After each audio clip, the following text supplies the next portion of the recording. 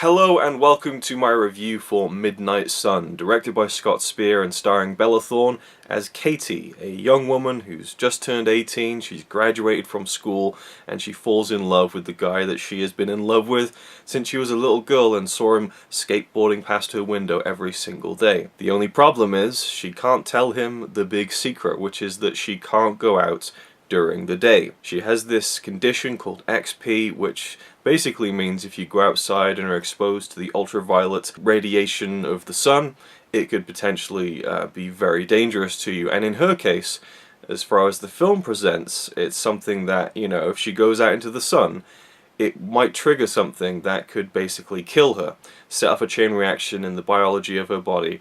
And so for her whole life, basically, she's been locked up inside. She has windows that are fitted to kind of filter out the UV rays, and she basically hasn't had much of a life. She has a best friend who came around to see her when she was very young, and so her and her best friend and her dad, who's all that's left for her as a family, they've become their own little mini-family. So she's 18, she's got a best friend, she's got her father played by Rob Riggle, who I usually see in more comedic roles and so on, so it's interesting to see him here in more of a sensitive kind of role. And then we have Charlie, the guy that she has been in love with since she was a kid, like I said, and she meets him when she's out playing her music at a train station at night, and he kind of falls for her.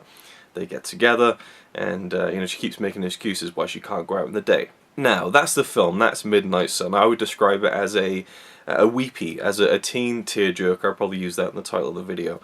And I don't know who would even be watching this video right now, but there's a lot of things I want to say about this film, and a lot of things I want to say about movie watching in general. I'm kind of excited to talk about this film, even though I didn't love it.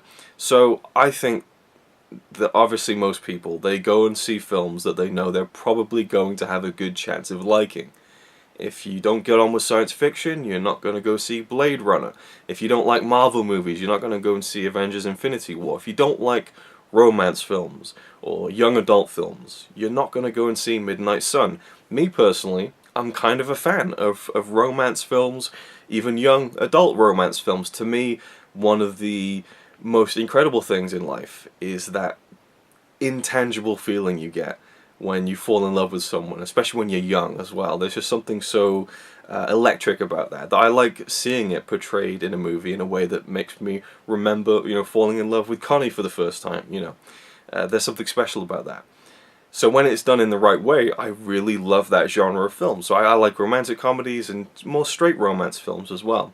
And you can look at a film like this and you can go, oh my god, it's so cheesy, oh, it's so, oh, why can't it be like back in the 40s when romance was so classy and you know, romantic, you know. But I think that's very much of the time. You know, you go back then, that's what people were like back then. Now, you know, there's not a kind of romance to the era that we're living in right now because it all feels very, you know, millennial and current and kind of, ugh, you know. It just, you know, there's a certain thing to be said about being in the time you're in, and how that informs movies like this. So, you know, a young adult romance is going to very much follow the tropes of society, you know, as it is right now. And it doesn't feel right, but that's me now being 30 and not being of this period of where someone's a young adult. So it's kind of like time's passing me by just that little bit. So there are things in this film where I'm just kind of like, ugh, I'm not getting on with the characters as far as that is concerned. But I have to say with this film, as cheesy as it is, oh god, is it cheesy, I really liked it. You know, and I definitely would call this a guilty pleasure if I believed in the term a guilty pleasure for myself, because it's clearly not a guilty pleasure because I'm talking about it publicly, you know. I don't think it's a very good film. I think it really overplays itself. It really jumps so far into the kind of overly sentimental at times that I just feel like it hamstrings itself. I feel like this could have been a really good film, and I was not shocked at all to read that this is adapted or remade basically from a 2006 Japanese film of the same name, or I believe it translates to Song of the Sun or something. When I read that, I thought, that makes sense. This is one of those kind of tearjerker movies that I associate with the romance genre of Asia. You know, as far as Korean movies I've seen, Japanese movies I've seen. Connie tried to get me to watch a Japanese series once called, I think, 1,000 Liters of Tears. I was like, I don't care, I know what's going to happen, the girl's going to die, everyone's going to be sad, I don't want to watch it, you know. So over there, they really lean in on that sort of stuff. And I will say, if this film, the 2018 Midnight Sun, is exactly the same as it is right now, but it was done in Japan, in Japanese, I think I probably would have loved it. And I'll tell you why. It's because I can't understand the language, so I wouldn't understand the little inflections and the little parts of the dialogue that don't ring true. When you're reading stuff, it's easier to buy into it as legitimate dialogue, but when you hear it from someone in your own language, and it's a really cheesy line, and it's not delivered in a really sincere way, and I feel like even the actors in this film, they try their best to deliver this dialogue in the most sincere form that they can. Sometimes you just can't get around it. And something will ring in your head like, oh, you know, there are a couple of times where I was just like, oh, I don't know. Like, they go out for a date and he gets her to play a guitar and sing, and all this big crowd jumps around, they're clapping along, and it's like, oh yeah, and it's just like, that wouldn't happen, you know. I get it, I get what it's supposed to be, but it does make me recoil a little bit. Now the guy, Charlie, who the actor's name I haven't revealed to you just yet, and that's for a reason, I thought he was great. And this is maybe a risky thing to say, but when I go and see, you know, romantic films, usually, if there's a really beautiful leading actress, it's kind of fun to kind of get lost in the moment, and like we do with all movies, we kind of put ourselves in the feet of the characters on screen.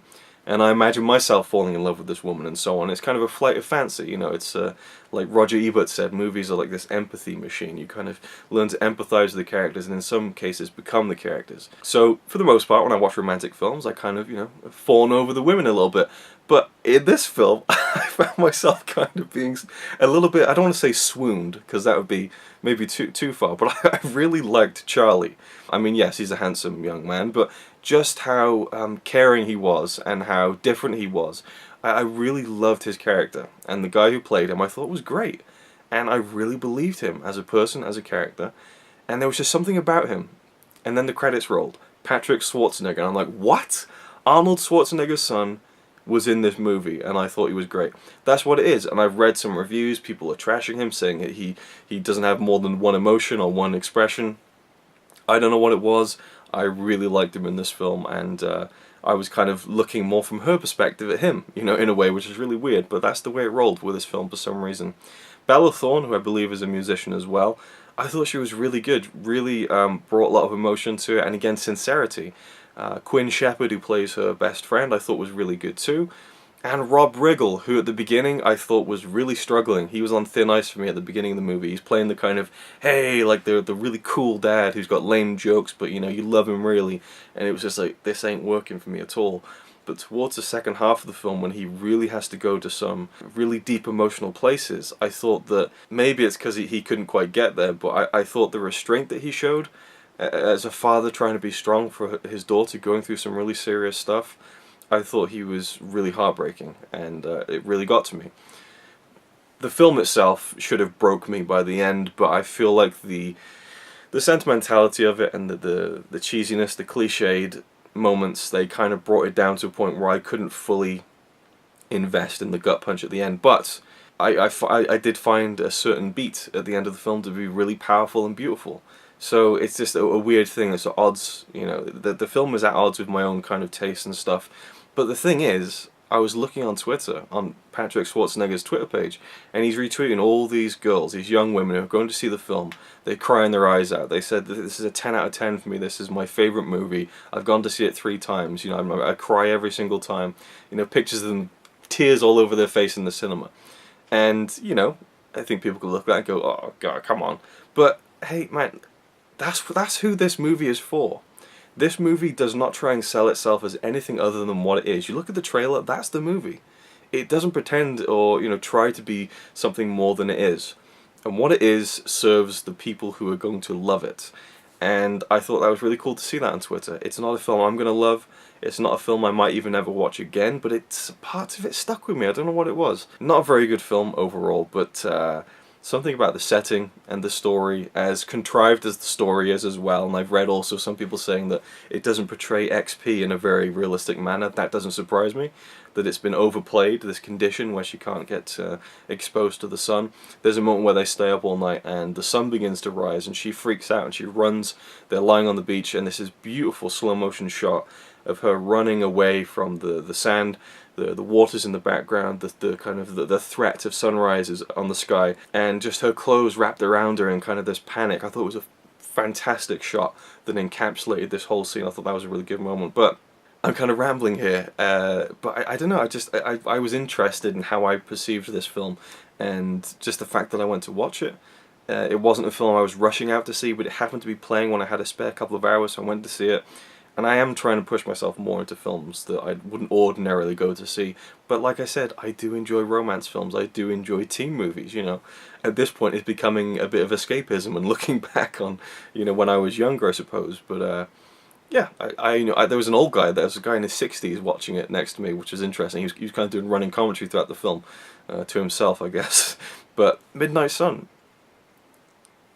kind of enjoyed it. You know, it's right down the bottom of my list of 2018 films so far, but there was something about the film and Patrick Schwarzenegger. So I think he's got a future.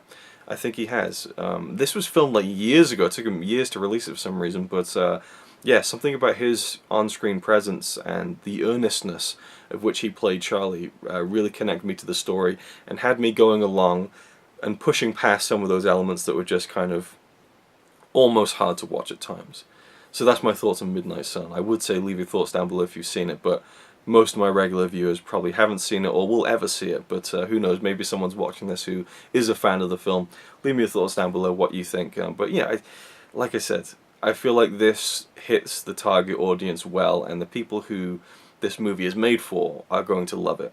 So yeah, I don't think it's a bad film, but it's not a very good film either. It's somewhere in between. It had promise and there was things that I liked and so on, but anyway, there we go. Midnight Sun. Thanks for watching, and I'll see you in the next one. It's alright by me.